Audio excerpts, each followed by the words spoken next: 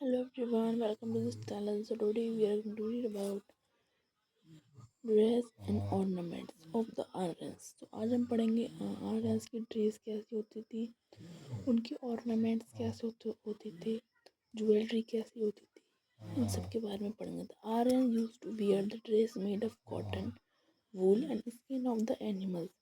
जो आर्यंस थे वो क्या क्या पहनते थे, जैसे कि जो ड्रेस होती है वो किस किस से बनी होती थी, जैसे कि कॉटन, वूल, स्किन, खाल किसी भी एनिमल्स की, है ना। The garment consist of three parts. जो उनके क्लॉथ्स होते थे वो थ्री पार्ट्स में होते थे, जैसे कि उनके थ्री पार्ट्स होते थे, जैसे कि नीवी उनका अंडर गारमेंट, परिधान उनका ओवर गारमेंट एंड अधिवासा उनका अपर गारमेंट, है ना। The government of the rich for embroidered with gold.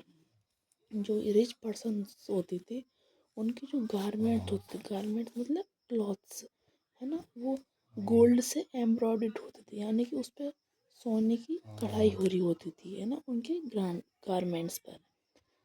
The saints generally use to wear the skin of the animal. जो सेंट्स थे यानी कि साधु संत थे होते थे, उनके उनके जो जो वो पहनते थे वो क्या होता था, हिरन की खाल, है ना, skin of the deer. Both men and women use ornaments. जो मेंस भी और वुमेन्स भी दोनों ही ज्वेलरी पहनते थे, है ना, ornaments. Earrings were use by male and female both. Earrings male भी पहनते थे और फीमेल भी पहनती थी। Armlets and anklet and necklaces were use by women only.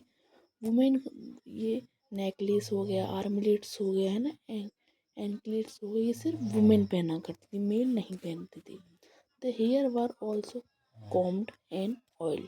उन दोनों के जो हेयर होते थे वो कॉम्ड होते थे यानी कि कड़े हुए होते थे, और ऑयल यानी कि उनमें ऑयल लगा हुआ होता था, तेल तेल लगा हुआ होता था हेयर्स में, है ना। अब पढ़ेंगे मीन्स ऑफ अम्यूजमेंट, यानी कि आर्यंस अपना इंटरटेनमेंट, अपना रिक्रिएशन, उनकी क्या एक्टिविटी जिससे वो रिक्रिएशन करते थे, है ना, और वो क्या क्या सोर्स थे उनकी एंटरटेनमेंट की। तो लेट्स फिर देखते हैं। Among the means of recreation of the Aryans, chariot racing, dancing and hunting were favorite pastimes. Pastime मतलब उनकी रिक्रिएशन एक्टिविटी सबसे फेवरेट उनकी एक्टिविटी क्या थी, जैसे कि रेसिंग हो गया, है ना, डांसिंग, हंटिंग, डांसिंग मतलब नाचना, है ना, हंटिंग मतलब शिकार करना, ये इनकी मोस्ट फेवरेट पास टाइम्स थी, है ना। और मतलब इनकी रिक्रिएशन फेवरेट एक्टिविटी यही थी। In spite of the popularity of gambling as an important source of amusement. और मतलब इतनी पॉपुलैरिटी के साथ जो गैम्बलिंग था यानी कि जुआ था, वो बहुत इम्पोर्टेंट सोर्स हो गया अम्यूजमेंट मतलब एंटरटेनमेंट का, है ना। इससे ये अपना एंटरटेनमेंट करते थे गैम्बलिंग से। It was contaminated in a hymen of the Rigveda. Dr. Keith holds the opinion that dramatical spectacle religious in character। ये जो गैम्बलिंग के बारे में लिखा गया है, इम्पोर्टेंट सोर्स ऑफ अम्यूजमेंट था ये आर्यंस का। ये बात हमें कहाँ से पता चलती है, ये पता चलती है हमें ऋग्वेद से, ऋग्वेदा से, है ना। ऋग्वेद से हमें ये बात पता चलती है, ऋग्वेद में मेंशन है। Dr. Keith holds the opinion that dramatical spectacles of a religious in character were well known to the people.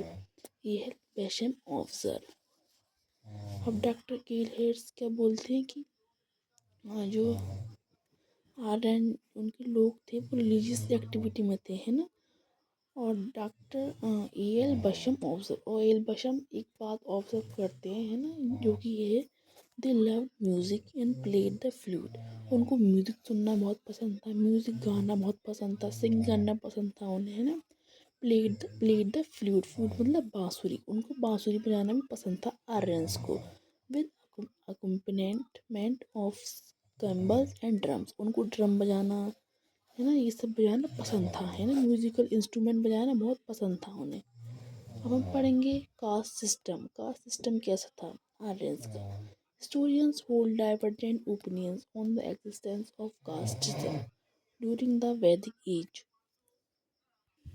Historians इस बात को लेके, उनके कास्ट सिस्टम को लेके आर्यंस के इस बात पे हिस्टोरियंस के यानी इतिहासकारों के बहुत सारे ओपिनियंस है ना, बहुत अलग अलग ओपिनियंस है, बहुत अलग अलग स्कॉलर्स के, हिस्टोरियंस के, है ना, कास्ट सिस्टम को लेके, वैदिक एज की कास्ट सिस्टम को लेकर। Some scholars are of the view that caste system based on heredity. कुछ स्कॉलर्स, कुछ हिस्टोरियंस ये बोलते हैं कि कास्ट सिस्टम जो था वो किस पे बेस्ड था, हेरिडिटी पे बेस्ड था। हेरिडिटी मतलब जैसे कि जो उनके फोर फादर्स किया करते थे, है ना, वैसे ही वो लोग करते करते थे हेरिडिटी के बेसिस पर कास्ट सिस्टम, है ना। जैसे कि मान लो उनके उनके जो फोर फादर थे, जैसे मान लो वो फोर फॉलो करते हैं वर्णास, है ना, तो फिर वो भी फोर वर्णास फॉलो करेंगे, ऐसा माना जाता है। ऐसा था या नहीं था ये हमें अभी तक पता नहीं चला, है ना। Had not develop at that time. Caste system जो था वो इतना डेवलप नहीं था, इतना रिजिड नहीं था उस टाइम पर। Whereas some on the basis of Purusha Sukta of the Rig Veda affirm the existence of four castes during the Vedic age। हमें फोर कास्ट सिस्टम का एग्जिस्टेंस मिलता है वैदिक एज पर। द ब्राह्मण sprang from the head of Brahma. जो ब्राह्मण थे उनके हेड को देख के पहचान लिया जाता था कि ब्राह्मण, जैसे कि उनकी चोटी को देखकर, है ना, उनके क्लॉथ को देखकर। कोई भी क्षत्रिय होता था उसको किससे पहचाना जाता था, उसकी आर्म से, है ना। यानी कि अगर वो क्षत्रिय होगा तो वो बहुत स्ट्रांग हुआ, है ना। The Vaishyas from his thighs. और जो वैश्यास होते थे, जो ट्रेडर्स होते थे, जो व्यापारी होते थे, बिजनेसमैन होते थे, उनको किस बात से पहचाना जाता था, उनकी थाइस से, है ना। In the Shudra from his feet. जो शूद्र होते थे उनको किस बात से पहचाना जाता था, उनके फीट से, यानी कि पैरों से, है ना। यानी कि उनके पैरों की, अगर वो शूद्र होगा तो उनके पैरों की कंडीशन, उनकी ड्रेसिंग स्टाइल में बहुत अलग, मतलब डिफरेंट होगा उनका, है ना।